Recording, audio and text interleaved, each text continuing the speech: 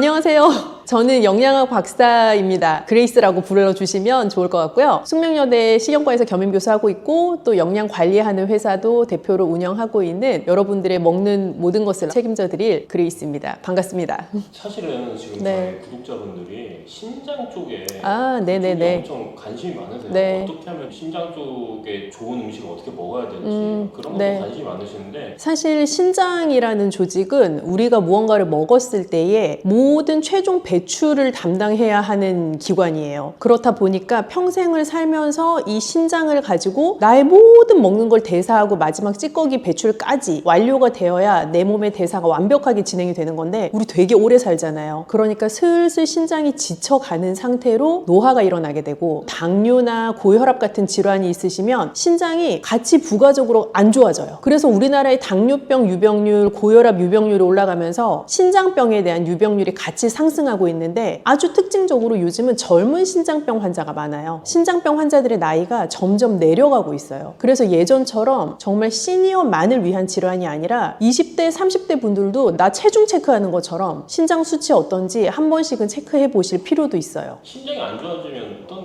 일이 발생하시나요? 신장이 안 좋아지면 일단 찌꺼기를 배출하고 여과하는 작용 자체가 현저하게 낮아지는 건데요. 사실 신장이 단독으로 노는 기관이 아니라 이름도 보시면 신장 되게 비슷하잖아요. 그래서 심장의 역할과 작용, 신장의 역할과 작용이 서로 연결되어 있기도 해요. 그래서 우리가 고혈압 심각해지면 심혈관 질환 올 수 있다라는 얘기하잖아요. 그러면 자연스럽게 신장 질환이 합병증으로 올 수도 있는 거예요. 또 당뇨병도 내가 생기게 되면 당뇨병성 신증이라고 해서 당뇨 환자에게 신장 질환이 동시에 나타나는 합병증으로 진행이 될 수도 있어요. 신장이 좀 건강해지려면 종합적으로 건강관리를 잘해야 합니다. 맞아요. 그래서 만성 질환이라고 부를 수 있는 대표적인 2대 질환인 고혈압, 당뇨 이 두 개만 잘 관리를 하시면 신장 질환이 합병증으로 나타나는 것은 최소한 막을 수 있고 또 신장 질환이 위험한 이유는 건강하게 돌릴 수 있는 방법이 없어요. 신장 질환은 한 번 시작되면 그냥 안 좋아지는 쪽으로 계속 가는 거예요. 예를 들어서 내가 고혈압 위험군이다, 당뇨 위험군이다 경고를 들으면 운동도 하고 식사 조절도 하고 하면서 다시 정상 수치로 돌이킬 수 있는데 신장은 특징적으로 그렇게 안 돼요. 속도를 줄일 수 있을 뿐이지 그냥 안 좋은 방향으로 계속 가는 거예요. 그렇기 때문에 더 안 좋아지기 전에 내 스스로 관리하는 게 굉장히 중요한 질환인 거죠. 그럼 내 스스로 관리할 수 있는 방법 중에 어떤 종류가 있는지 설명해 줄 수 있을까요? 사실은 거의 유일하고도 아주 중요한 게 식사 관리인데요. 먹는 것을 관리하는 것은 아주 중요해요. 그래서 특히 뭐가 중요하냐면 소금 섭취. 그러니까 고혈압 환자랑 같아요. 나 저염식 먹는 거, 그리고 평생 지속할 수 있는 저염식 하는 거 굉장히 중요하고요. 두 번째는 단백질. 요즘 보통 머슬업 할 거야. 그 단백질 엄청 많이 드시고 50대, 60대 되신 분들도 단백질 챙겨 먹어야 근 감소증 안 온다 하면서 많이 챙겨 드시잖아요. 그런데 신장이 안 좋아지기 시작하면 단백질이라는 영양소는 굉장히 신장에 무리가 가는 영양소가 돼요. 그래서 적정량만큼의 단백질을 챙겨 드시는 게 굉장히 중요하고 또 다음 세 번째는 인과 칼륨이라고 하는 우리 몸에서 정상적인 대사에 꼭 필요한 미량 영양소이지만 신장에는 무리가 될 수 있는 미량 영양소 그걸 잘 적정한 양만큼 섭취하는 게 중요해요. 근데 신장병 환자들에게 제가 적정량이라는 단어를 쓰는 게 참 죄송한데 대체 적정량이 뭐냐라고 많이 물어보시거든요. 단백질의 적정량은 쉽게 탁구공 크기 생각하시면 될 것 같아요. 탁구공을 생각하시면 딱 그냥 그 정도 양만큼 내가 한 번 먹을 때 먹는다라고 생각하시면 대부분 한국인 성인한테서는 적정한 양에 해당할 수 있어야 칼륨이나 이런 걸 조심해야 된다고 말씀하셨는데 네네. 어느 정도까지 조심해야 되는지 솔루션이 혹시 있으신가요? 네, 그 신장병 환자분들의 문의가 워낙 많아서 사실 저희가 되게 사명감을 가지고 쓴 책이 바로 이것입니다.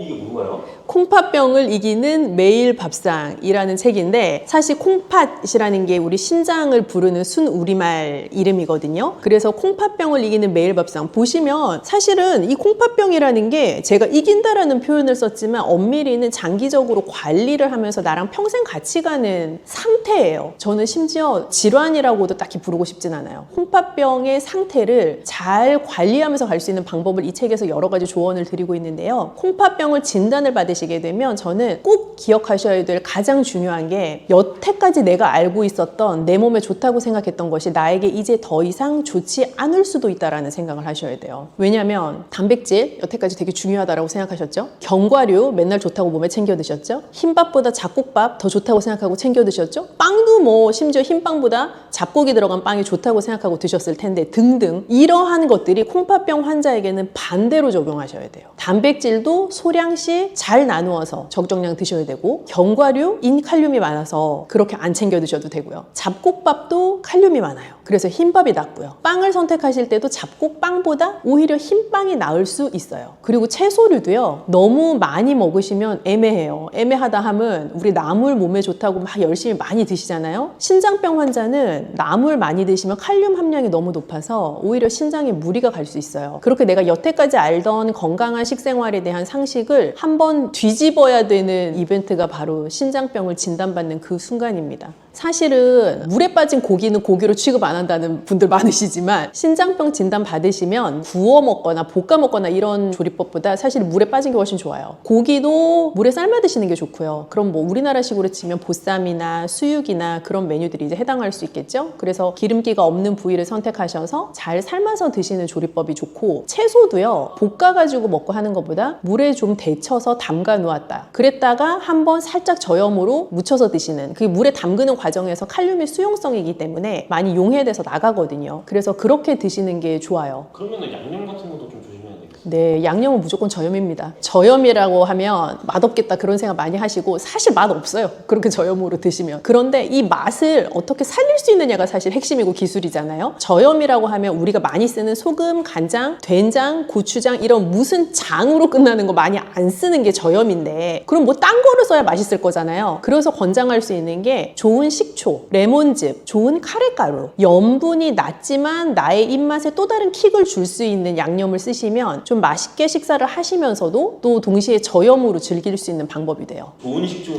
어떤 게 좋은 식초, 제가 이렇게 말씀드리면 좀 배신감이 느껴지실 수 있지만 모든 좋은 식재료는 사실 가격과 비례하거든요. 비쌀수록 좋다는 예, 식초는 사실 비쌀수록 좋은데 비쌀수록 좋다라는 것도 잘 생각을 해보셔야 되는 것이 무조건 비쌀수록 좋은 게 아니라 뒤에 성분을 보았을 때 추가적으로 당이 포함되어 있거나 무언가 이거를 인공적으로 발효를 했거나 하는 거 말고 자연 발효로 끝까지 나한테 전달될 때까지 추가적인 당의 애돈 없이 나온 식초가 좋은 식초죠. 그럼 발사믹 같은 게 좋은 예시가 될 수 있나요? 발사믹도 종류가 굉장히 많아서 모든 발사믹이 방금 제가 말씀드린 기준에 해당하는 것은 아니고요. 그래서 자연 발효된 식초를 찾아보겠다라고 생각하시면 좋을 것 같아요. 그럼 마늘은 어떤가요? 마늘은 좋은데 마늘이 또 제가 좋다고 말씀드리면 막 하루에 한 줌씩 드실까 봐 이게 또 감이 너무 좋다고 말씀 못 드리는데 모든 건 적정량이라고 말씀드렸잖아요. 우리가 곰이 사람 되려고 마늘 먹는 거 아니기 때문에 적정량을 드시는 게 일단 중요해요. 한 번 드실 때 한 2쪽, 3쪽 정도는 괜찮을 것 같아요. 그리고 생마늘 드시면 속이 아리는 분들이 있어요. 마늘의 성분 중에 속을 좀 자극할 수 있는 성분이 있기 때문인데 신장병 앓으시는 분들 중에서는 식사하는 재미가 없다라고 말씀하시는 분들이 많으시거든요. 그만큼 가려야 되는 식재료가 많기 때문인데 마늘도 좋다고 해서 생마늘 막 이렇게 드시면 그렇지 않아도 약간 식욕과 밥맛이 떨어진 상태에서 더 속이 불편하실 수가 있어요. 그래서 약간의 올리브유 같은 데 잘 구워서 드시는 것도 방법일 것 같아요. 콩팥을 좀 잘 관리하고 싶으면 네. 절대 피해야 되는 음식도 있을 것 같아요. 절대 피해야 되는 것은 우선 너무 가공이 많이 된 거. 이거는 사실 콩팥병 환자뿐만 아니라 모든 현대인이 일단 절대 피하면 좋은 것 중에 하나인데요. 왜냐하면 가공이 많이 됐다는 것은 그냥 내가 상상해 볼 때 공장에서 많은 프로세스가 진행된 거를 피하겠다라고 생각하시면 돼요. 만약에 당근을 먹겠다? 그럼 밭에서 농부 아저씨가 기르고 그거를 캐서 유통하는 업자가 마트까지 갖다 놓으면 내가 먹는 거잖아요. 얘는 공장에 안 들어간단 말이에요. 그런데 무슨 햄 이러면 뭘 잡아서 갈아서 모든 과정이 공장에서 다 진행이 되고 중간중간 이 햄을 좀 더 빨갛게 보이게 하기 위한 혹은 더 맛있게 보이게 하기 위한 더 반짝거리게 하기 위한 각종 첨가물들이 들어가잖아요. 그래서 그런 공장에서 벌어지는 단계가 최소화된 것이 사람한테 좋은데 그것이 특히 신장병 환자한테는 더 그래요. 그래서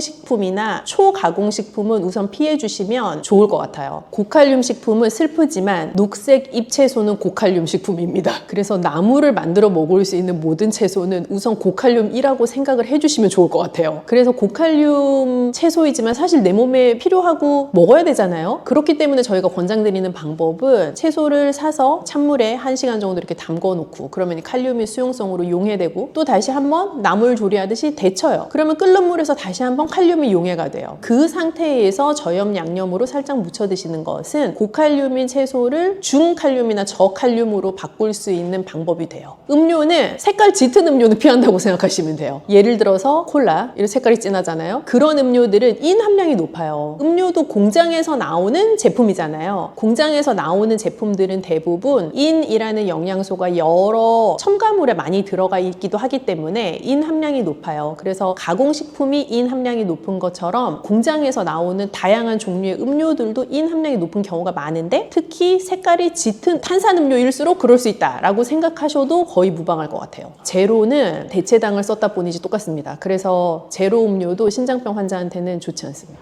하루 식단을 챙기는 게 너무 쉽지 않아요. 왜냐하면 하루에 3끼나 먹어야 되는데 하루 3끼를 매번 똑같은 걸 먹을 수도 없고 너무 지겹단 말이죠. 그래서 사실 이 책에 보시면 하루 식단을 꾸릴 수 있는 아주 쉽고 간단한 방법이 많이 제한이 되어 있고 게다가 저는 또 이 음식은 예뻐야 된다고 생각하기 때문에 아주 예쁘게 먹을 수 있는 많은 방법들도 나와 있어요. 신장에 좀 고민이 많으신 구독자분들을 위해서 좀 한마디. 네, 사실 신장병에 걸리면 인생 살면서 되게 중요한 재미가 먹는 재미인데 그 먹는 재미를 많이 포기하셔야 된다라는 슬픈 감정을 느끼실 수도 있어요. 그런데 어찌되었건 신장병이 있다라는 것을 알게 되셨다는 건 그만큼 관리할 수 있는 기회가 나에게 주어졌다라는 것이기도 해서 지금부터라도 내가 지금 상태에서 가장 재미있게 즐겁게 맛있게 먹을 수 있는 음식들을 찾아 나가시면 좋을 것 같아요. 그래서 먹는 즐거움도 너무 많이 포기하지 마시고 또 내 상태에 대한 관리도 너무 부정적으로 생각하지 마시고 그 두 개를 잘 밸런스를 이루어 가실 수 있었으면 좋겠는데 그런 방법들을 제가 다른 영상 통해서도 다양하게 한번 제안을 드려볼게요.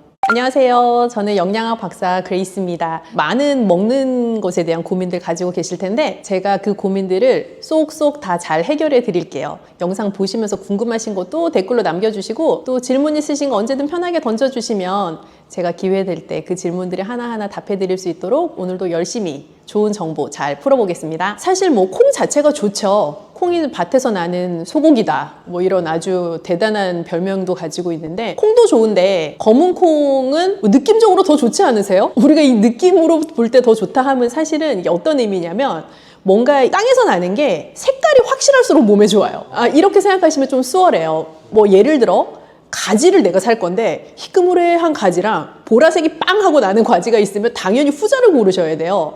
이 색깔이 확실하다 하는 것은 색소에서부터 오는 항산화 성분의 효과를 내가 극대화되게 누릴 수 있다는 뜻인데요. 그렇다 보니까 검정 콩도 그냥 콩보다는 이 검정색이라는 것을 내게 하는 안토시아닌이라는 내 몸에서 항산화 효과를 좀 극대화시켜 줄 수가 있어요. 그래서 검정콩이 뭐 일반 대두에 비해서 단백질 함량이 높냐라고 물으면 그렇지 않을 수 있지만 우리가 색소에서부터 오는 확실한 항산화 효과는 누릴 수 있는 장점이 있죠. 항산화라는 단어 자체가 산화가 되는 것을 막아준다라는 뜻인 건데요. 우리 몸이 노화가 진행된다라는 것은 세포가 산화 스트레스에 계속 노출되면서 산화 과정이 일어나고 있다는 것을 의미해요. 그 산화 과정을 항산화해주는 것이니 내가 늙는 거를 살짝 막아줄 수 있는 좀 과장하면 그렇게 해석할 수 있겠네요.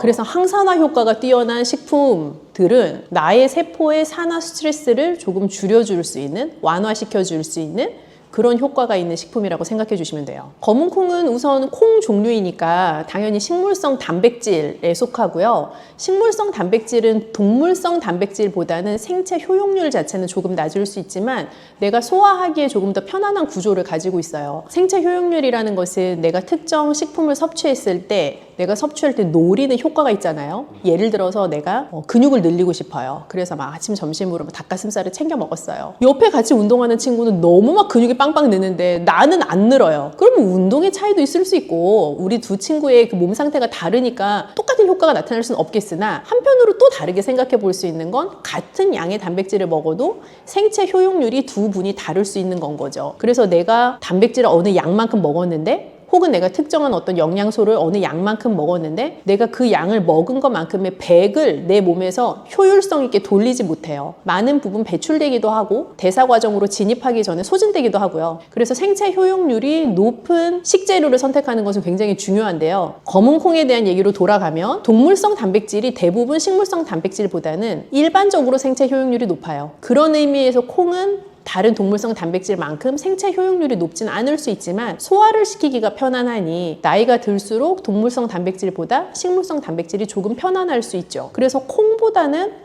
두부가 조금 더 소화하기 쉬운 것처럼 그런 식의 생체 효용률이나 소화의 어떤 관점에 따라 내 몸이 단백질 원을 받아들이는 속도나 그래서 단백질을 풍부하게 포함하고 있고요. 검은색이라는 색소가 가지고 오는 안토시아닌의 항산화 효과 누려볼 수 있고요. 그리고 이 검은 콩 자체가 편하게 좀 접할 수 있는 식재료이기도 하잖아요. 그래서 미네랄이나 비타민도 그 안에 꽉 차 있는 것을 좋은 소화되기 쉬운 단백질 원으로 섭취할 수 있기 때문에 사실 굉장히 영양적으로 균형이 좋은 식품이에요. 그 콩팥이라는 기관 자체가 결국은 내 몸이 섭취한 모든 것에 대한 최종적인 찌꺼기 배출을 해야 되는 기관인 건데 그 콩팥병도 내가 만약에 콩팥병 환자로 진단을 받았어요. 그러면 단계가 있어요. 이게 1단계, 2단계, 3단계, 4단계, 5단계를 지나가면서 뭐 투석도 해야 되고 점점 안 좋아지는 단계로 가는 건데 만약에 1, 2단계의 초기 정도라고 하면 검은 콩을 뭐 양껏이라고 하기는 그렇지만 검은 콩을 그냥 자연스러운 양만큼 섭취하셔도 괜찮아요. 그런데 3, 4 이렇게 넘어가면 검은 콩은 단백질 재료잖아요. 그래서 단백질은 콩팥에 무리를 줄 수 있는 영양소이기 때문에 너무 많이 섭취하시면 오히려 안 좋아요. 그래서 어느 만큼 양이 좋냐? 제가 누누이 강조하지만 탁구공 크기, 검은 콩을 뭉쳤을 때 탁구공 정도의 크기가 되는 것을 그냥 그 정도를 하루에 먹는다고 생각하시면 좋을 것 같아요. 한 번 먹을 때 탁구공을 한 개를 드시는 게 아니고 그냥 하루에 그 정도 양을 나눠서 먹겠다라고 생각하시면 좋아요. 그래서 어르신들 간식으로 무슨 볶은 검은콩 이런 거 막 이렇게 쟁여놓고 뻥튀기 드시듯이 드시는 분들 계신데 그거 굉장히 위험할 수 있어요. 계속 들어가거든 그게. 그래서 그렇게 뭐 옆에 쌓아놓고 쟁여놓고 드시는 습관은 이제 조금 버리시면 좋겠고 검은콩이 사실은 음료로 만든다고 하면 뭐 검은콩 차도 될 수 있겠고 뭐 검은콩 두유 같은 것도 될 수 있을 것 같은데 뭐 차 타입이나 두유 타입이 약간 차이가 있다면 사실 두유는 콩을 삶아서 그거를 잘 갈아서 그걸 뭐 체에 내리거나 해가지고 건더기 부분을 걸러내고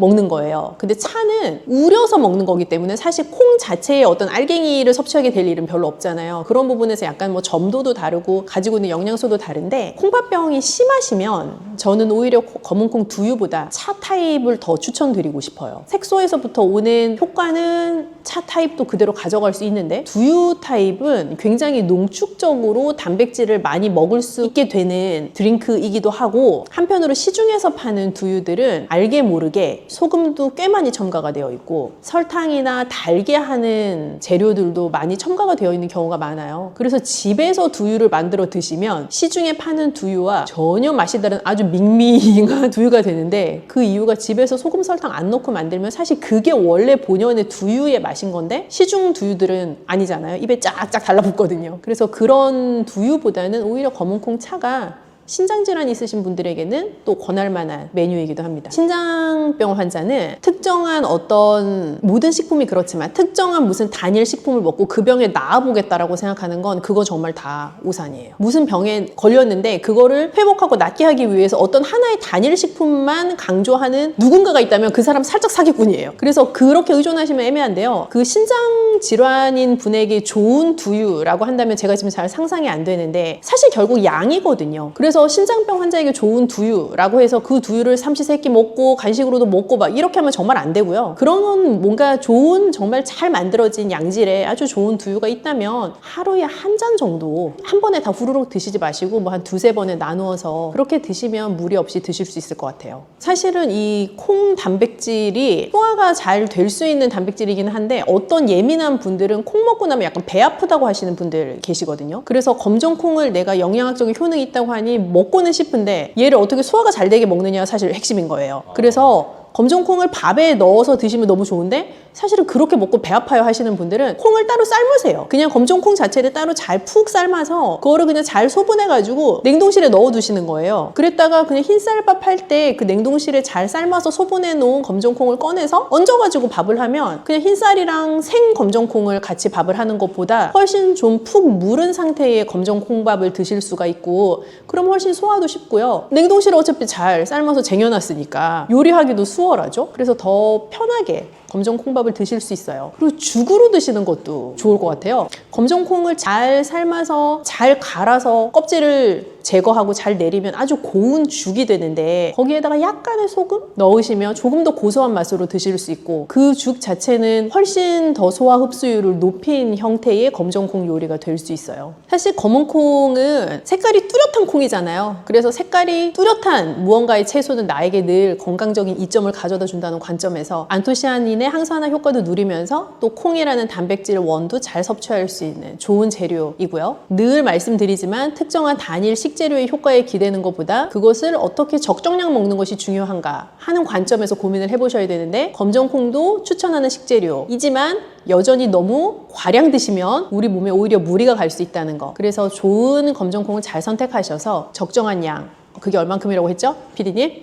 그쵸, 탁구공. 그 탁구공만큼의 검정콩을 하루에 잘 나누어서 드시는 것. 그 정도 기억하시면 검정콩의 이점을 누리시고 또 내 몸에 위험한 요소는 조금, 무리될 수 있는 요소는 조금 낮출 수 있는 방법이 될 것 같아요. 그 깻잎이라는 재료가 굉장히 독특한 재료예요. 사실 제가 그 주말 농장을 몇 번 해보았습니다만 이 깻잎 진짜 잘 자라거든요.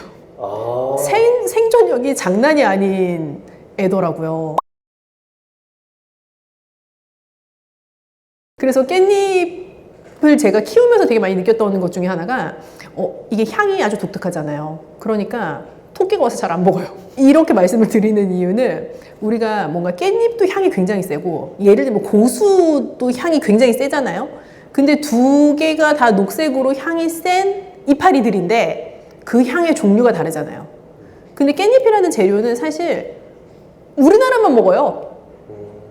중국에서도 안 먹고. 근데 어떻게 보면 우리나라는 고수라는 재료를 즐기기 시작한 지 얼마 안 됐잖아요. 그래서 전통적으로 이 깻잎은 한국에 굉장히 특화된 재료이고, 그걸 역으로 생각하면 굉장히 생소한 향이 나는 이파리인 거예요. 그래서 우리나라에서는 고기 드실 때도 많이 드시고 깻잎지 같은 것도 담그시고 깻잎으로 가볍게 밑반찬도 하시기도 하고, 또 어디다가 향을 좀 더하고 싶을 때 깻잎을 채 썰어서 넣기도 하는 등 다양한 용도를 깻잎이 갖고 있죠. 그래서 우리나라에 어찌 보면 초록색 채소 중에서는 아주 고유의 재료가 아닐까 생각합니다.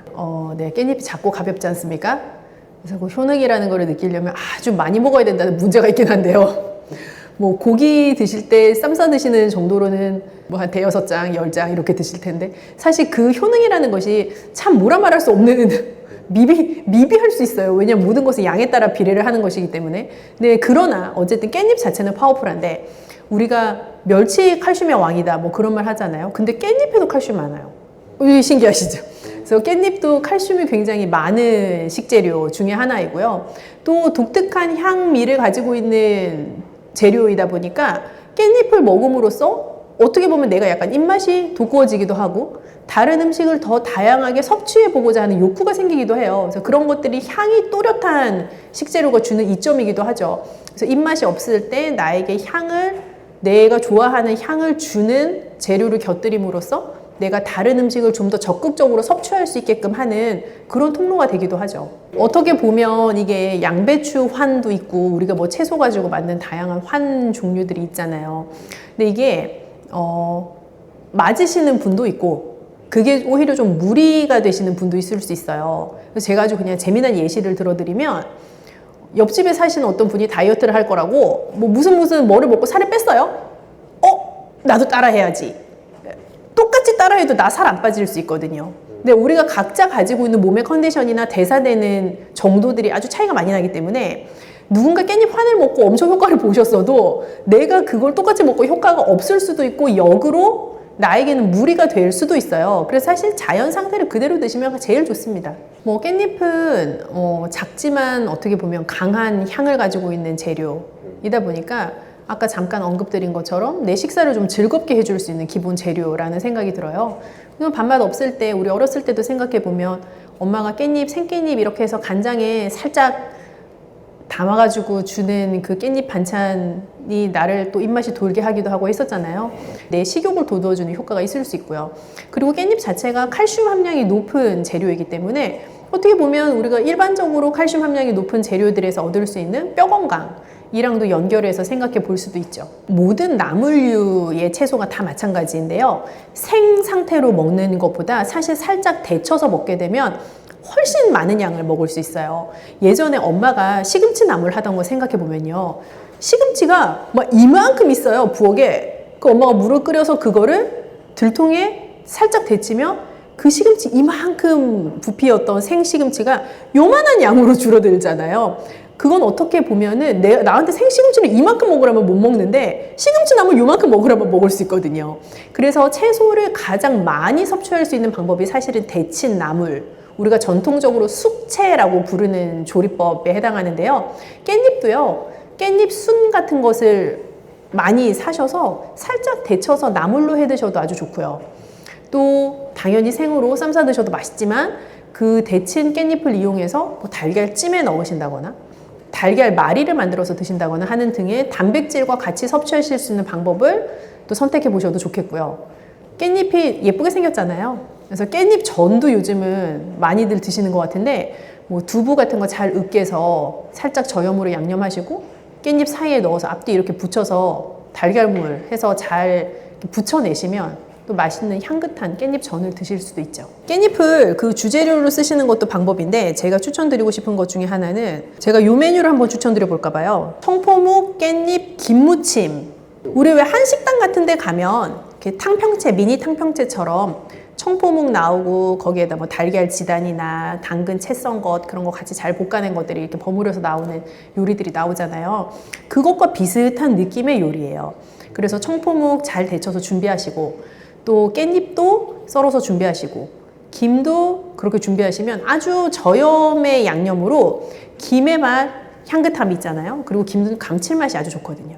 그리고 깻잎 자체가 가지고 있는 고유의 그 향미, 그리고 청포묵의 담백하고 약간 쫀득쫀득한 맛이 잘 어우러져서 맛있게 재미있는 식감으로 드실 수 있는 요리예요. 제가 이제 듣기만 해서도 너무 좀 좋을 것 같은데 네. 다음번에 하면은 좀 이걸 조리하는 것도 좀 같이 그럴까요? 우리 쿠킹 클래스 한번 할까요? 언제? 쿠킹 스테이션이 원주에 있다고 좀 들었는데 네, 저희가 같이 요리할 수 있는 공간 뭐 가지고 있는 것들이 있어서 네. 이렇게 말로 하는 거랑 요리하는 걸 보여드리는 게 좀 다르잖아요. 그래서 그렇죠. 더 다양하게 응용하실 수 있는 방법 같은 거 한번 같이 해보면 좋을 것 같아요. 뭘 만드는 게 좀 도움이 되시겠는지 좀 댓글로 올려주시면 좋지 않을까요? 그렇게 해서 한번 또 조리하는 거 실제로 보시면서 저는 누구나 좀 건강한 식생활을 할 수 있는 환경이 되었으면 좋겠다라는 생각을 늘 하고 있기 때문에 또 조리하는 거 보여드리면서 그렇게 응용하실 수 있다면 저에게도 좋은 기쁨입니다. 뭐 깻잎 자체는 아주 독특한 향미를 가진 채소이기 때문에 호불호가 있을 수 있어요. 그런데 지금 우리나라에서 굉장히 각광받는 전통 재료라는 생각이 들어요. 그래서 그 재료들의 어떤 향미를 바탕으로 해서 나에게 좀 식욕을 돋울 수 있는 방법들도 한번 고민해 보시고 또 깻잎 드실 때 어떻게 하면 더 맛있게 드실 수 있는지 또 더 영양적으로 우수하게 드실 수 있는지 단백질 재료 같은 거 잘 곁들여서 드실 수 있는 방법들도 드렸으니까 또 영상 돌려보시면서 응용하실 수 있는 방법 찾아보셔도 좋을 것 같아요.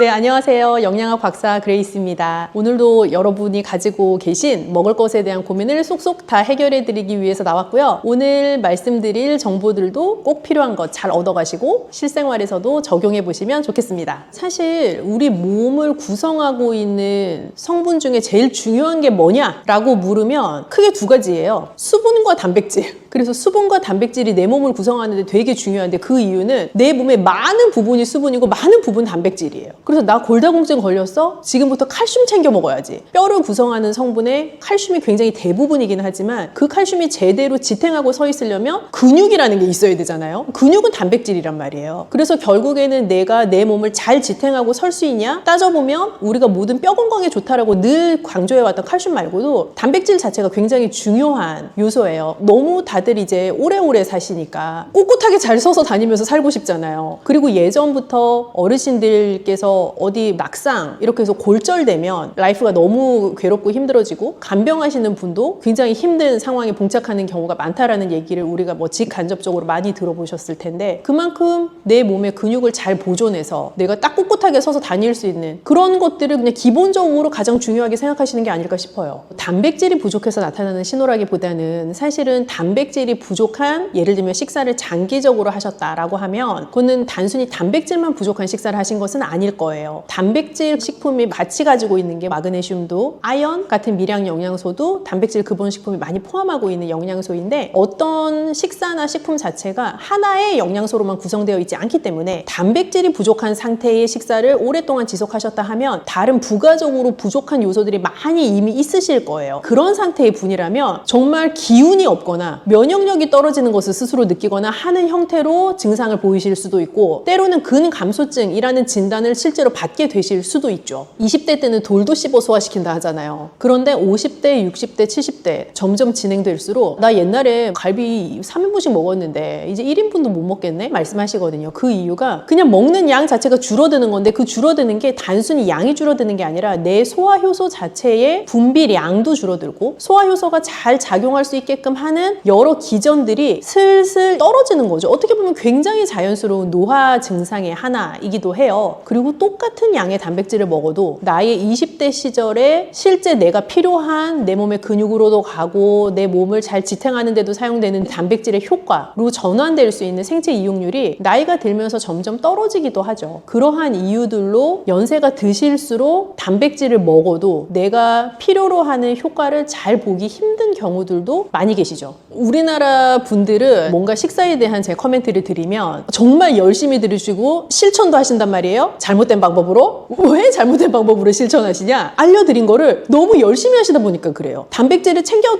드셔라 라고 말씀을 드리면 삼시세끼 과량의 단백질을 챙겨 드시는 거죠. 근데 그렇게 챙겨 드셔도 큰 소용이 없고요. 하루에 한 끼에 몰아서 드셔도 소용이 없어요. 자, 이 말은 무슨 말이냐면 내가 하루에 먹으면 좋을 적정량의 단백질을 정해두고 그거를 새끼로 잘 나누어서 먹는 것이 중요한데, 많은 단백질을 한 번에 섭취했다고 해서 그 단백질이 모두 내 몸에 들어와서 잘 워킹하는 게 아니에요. 그래서 오히려 적정량을 잘 나누어서 드시는 것이 내가 먹는 만큼의 단백질 효과를 볼 수 있는 좋은 방법이죠. 그러면 무슨 단백질을 먹어야 되냐 또 부가적으로 궁금하실 수 있잖아요. 양질의 단백질을 드셔야죠. 그럼 또 양질의 단백질은 뭔데? 라고 물어보실 거잖아요. 양질의 단백질이라는 것은 내 몸에 들어와서 잘 대사되어서 나에게 좋은 효과를 줄 수 있는 단백질이라고 생각하시면 돼요. 그럼 조금 쉽게 설명하면 일단 소화가 잘 되는 단백질일 것, 생체 효용률이 높은 단백질일 것, 이렇게 요약해 볼 수가 있는데, 소화가 잘 된다는 것은 어떤 근본의 식품이냐도 중요하지만 한편으로는 어떤 조리법으로 먹느냐도 되게 중요해요. 그래서 물에 빠진 고기를 사랑하게 되면 좋겠다라는 말씀 제가 여러 번 드렸었는데, 단백질도 우리가 뭐 식물성 단백질보다는 동물성 단백질이 일반적으로 생체 효용률이 높은데, 그 동물성 단백질을 더 소화되기 쉽게 먹을 수 있는 형태가 물에 삶거나 혹은 찌거나 하는 조리법을 잘 활용하시는 거죠. 그래서 그런 조리법에 단백질 음식을 하루에 적정량만큼 정해두시고 두세 번에 나누어서 드셔라 라는 것이 가장 정확하고도 가장 효과적인 지침입니다. 동물성 단백질이 식물성 단백질보다 생체 효용률은 높지만 일반적으로 소화 흡수되는 것은 식물성 단백질이 높을 수가 있어요. 그래서 콩이나 두부 같은 재료들이 돼지고기나 소고기 같은 고기류보다는 조금 소화가 잘 될 수가 있고요. 고기류 중에서도 지방 함량이 적은 부위가 또 소화가 잘 돼요. 쉽게 생각해 보시면 목살을 먹는 거랑 삼겹살이나 오겹살을 먹는 게 당연히 상상만 해도 소화되는 게 약간 다르시잖아요. 그래서 그런 느낌이 되게 정확하신 느낌인 거죠. 또 조리법에 따라서도 소화 흡수되는 게 다를 수가 있는데요. 달걀도 예를 들어 삶아서 먹을 수도 있고, 달걀 프라이로 드실 수도 있고, 달걀 찜으로 드실 수도 있는 등의 다양한 조리법이 있을 수 있는데, 조금 더 부드러운 형태가 되게끔 조리를 하시면 아무래도 내 몸이 받아들였을 때 소화하는 역량은 훨씬 더 올라가게 되죠. 운동을 하면은 당연히 단백질의 전체적인 대사에 도움이 될 수가 있는데, 이게 아주 영한 친구들처럼 근육을 붙이기 위해서 단백질을 지금 드시는 건 아니라 나의 근육을 잘 보존하고 내가 더 건강한 생활을 하기 위해 드시는 거다 한다면, 과량의 단백질과 운동을 막